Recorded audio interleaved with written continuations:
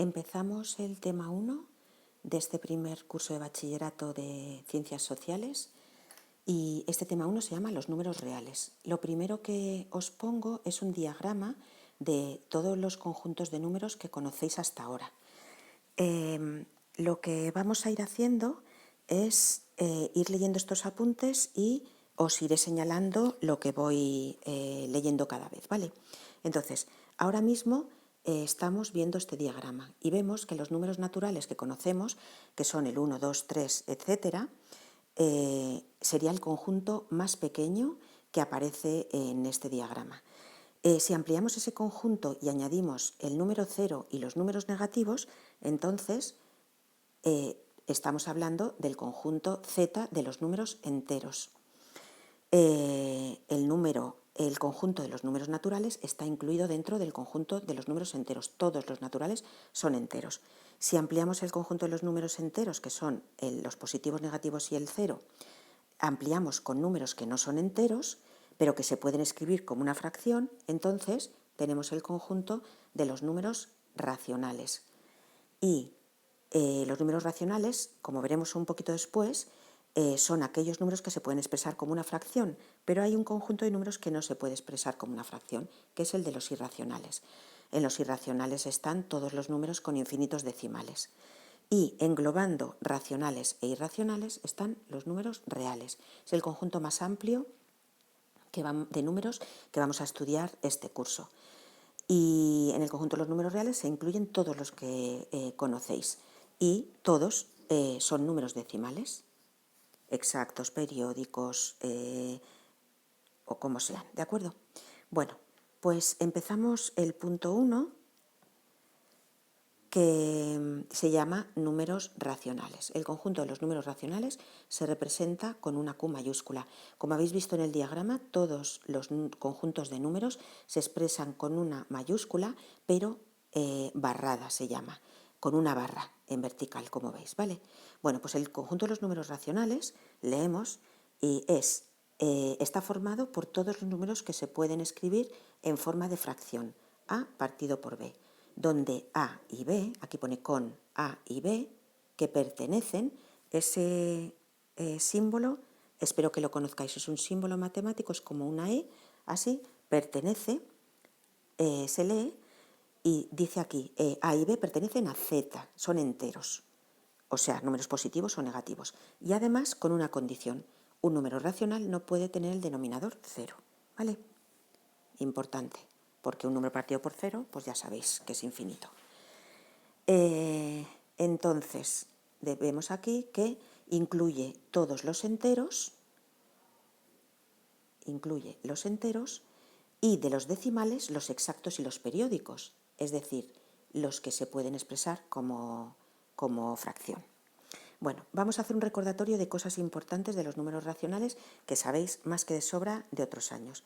Lo primero, dos fracciones son equivalentes, X es igual, es decir, dos fracciones son iguales si representan la misma parte. Y esto se traduce en esta propiedad matemática importantísima, que si multiplico en aspa, los productos que se obtienen son iguales. A por D igual a B por C. Fracción irreducible es aquella en la que el mínimo común múltiplo entre numerador y denominador es 1, es decir, ya no puedo simplificar ningún factor arriba y abajo. Y os pongo aquí recuadrado. En todas las operaciones que hagamos, aunque sean con fracciones numéricas o algebraicas, siempre reducir en cuanto se pueda. ¿De acuerdo? Recordamos también lo que son fracciones propias e impropias. Una fracción propia, el numerador es menor que el denominador. Una fracción impropia, el numerador es mayor, es decir, es mayor de 1, una fracción impropia. Y luego, como hemos dicho, un número racional son todos los que están en este conjunto, pero como hay fracciones equivalentes, por ejemplo, 2/3 es lo mismo que 4/6, es lo mismo que 9/27, ¿vale? Todo ese conjunto de números equivalentes que representan lo mismo se llama número racional. Y como un número racional hay muchas formas de expresarlo, elegimos una de ellas que se llama representante canónico para hablar de todo el conjunto de fracciones equivalentes. y es la fracción irreducible de denominador positivo. Es decir, si yo tengo menos 2/5, eso es un representante canónico y también representa a 4 partido por menos 10 y a toda fracción equivalente a esa, ¿vale? Y luego vemos aquí, voy a quitar el rotulador para que lo veáis, las propiedades que os tenéis que saber de sobra de hace 1000 años. La multiplicación de fracciones se hace en línea. A ver si puedo dibujar, sí, vale. Para multiplicar fracciones, multiplico en línea.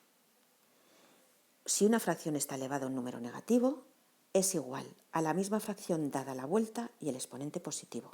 Importantísima y a utilizar montones de veces. La división. Para dividir, lo que hago es multiplicar en cruz. Otra manera de hacerlo, dividir es lo mismo que multiplicar por la inversa. Si quiero dividir entre C partido por D, es lo mismo que multiplicar por D partido por C. Si lo pongo de esta manera, entonces, al final es una multiplicación que se hace en línea. Os lo aprendáis como queráis, ¿vale? La potencia de una potencia, si es la base fraccionaria, es igual que si la base es entera.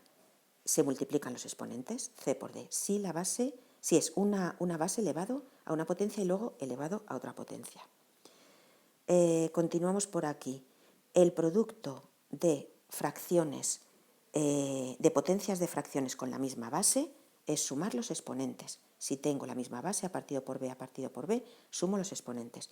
Pero si tengo distinta base, como es en este caso, pero tengo el mismo exponente, puedo encerrar el producto de las fracciones dentro del exponente. Es decir, A partido por B elevado a C multiplicado por D partido por E también elevado a C, lo que puedo hacer es poner A partido por B, multiplicado por D partido por E y todo ello elevado a C.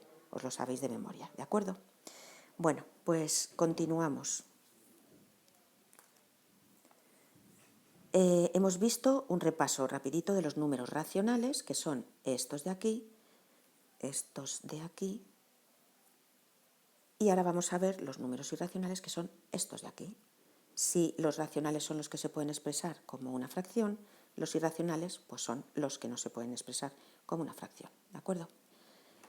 El conjunto del I mayúscula, barrada, que se llama de los números irracionales, está formado por los números que no pueden expresarse como una fracción. Tienen infinitas cifras decimales que no se repiten de forma periódica. Y conocéis muchos de ellos, como pi, como e, como 0,1, 2, 3, 4, 5, 6, 7, 8, 9, 10, 11 y puntos suspensivos, etc. ¿Vale? Y una propiedad importante es que si tengo un número que es racional, es decir, que pertenece a Q, y uno que pertenece a I, que es irracional, si los sumo, el resultado ha perdido la propiedad del racional, es irracional. Y si lo multiplico, también. ¿Vale? En el momento en el que una suma o un producto haya un número irracional, el resultado es irracional. Tiene infinitas cifras decimales.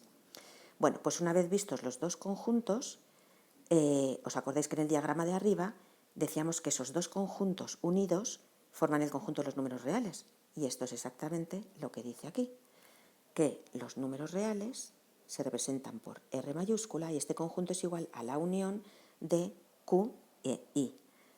Como os decía antes, existe el símbolo matemático pertenece cuando es un elemento que pertenece a un conjunto, y existe el símbolo matemático, es como una U alargada hacia arriba, que es unión. Quiere decirse que los elementos de R son la unión del conjunto Q y del conjunto I. Bueno, pues leemos. El conjunto R de los números reales está formado por los racionales y los irracionales, como hemos visto en el diagrama. Y la recta numérica, en la que se representan todos los números reales, se denomina recta real. Y vamos a utilizarla sobre todo para representar intervalos. Pues vamos a ver propiedades. Bueno, vamos a ver dos operaciones. En los números reales vamos a hacer sumas y multiplicaciones como operaciones básicas. Y vamos a ver las propiedades que cumplen. Bueno, pues la suma cumple la propiedad conmutativa. Quiere decir que puedo sumar A más B o B más A. La multiplicación también cumple la propiedad conmutativa. Las dos operaciones cumplen la propiedad asociativa, quiere decir, yo puedo hacer primero A más B y sumarle a ese resultado C, o A y sumar el resultado de B más C, y con la multiplicación lo mismo. Vamos a ver el elemento neutro de cada operación. El elemento neutro se llama neutro porque lo que hace es nada, deja al elemento con el que está operando como está. ¿Cómo puedo dejar A como está sumándole algo? Pues sumándole 0, por eso 0 es el elemento neutro y A más 0 es A. ¿Cuál es el elemento neutro de la multiplicación? El 1, porque al multiplicar A por 1, A se queda igual. Y el elemento simétrico. El elemento simétrico es el que a un número A yo opero sumando o multiplicando y me da el neutro, ¿vale? Entonces, ¿qué le tengo que sumar a A para que me dé 0? Menos A, y se llama opuesto. ¿Qué le tengo que que multiplicar a A para que me dé 1, que es el neutro? Pues A elevado a menos 1, o lo que es lo mismo, 1 partido por A, y se llama elemento inverso. Espero que A elevado a menos 1 igual a 1 partido por A, nadie tenga dudas de que es así, que todo el mundo se lo sepa.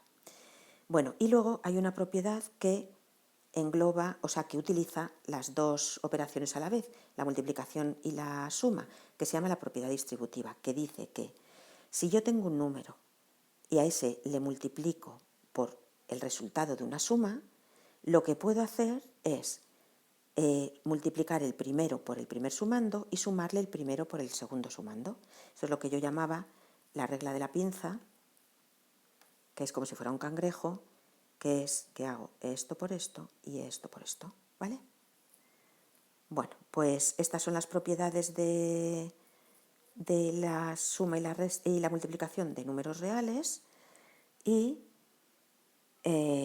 lo último ya que os cuento es que, aunque os suene un poco que no sabéis a qué viene, los números, los conjuntos en matemáticas, aparte de describirlos y de decir qué propiedades tienen, una propiedad importantísima es que tengan una relación de orden, que sean conjuntos ordenados.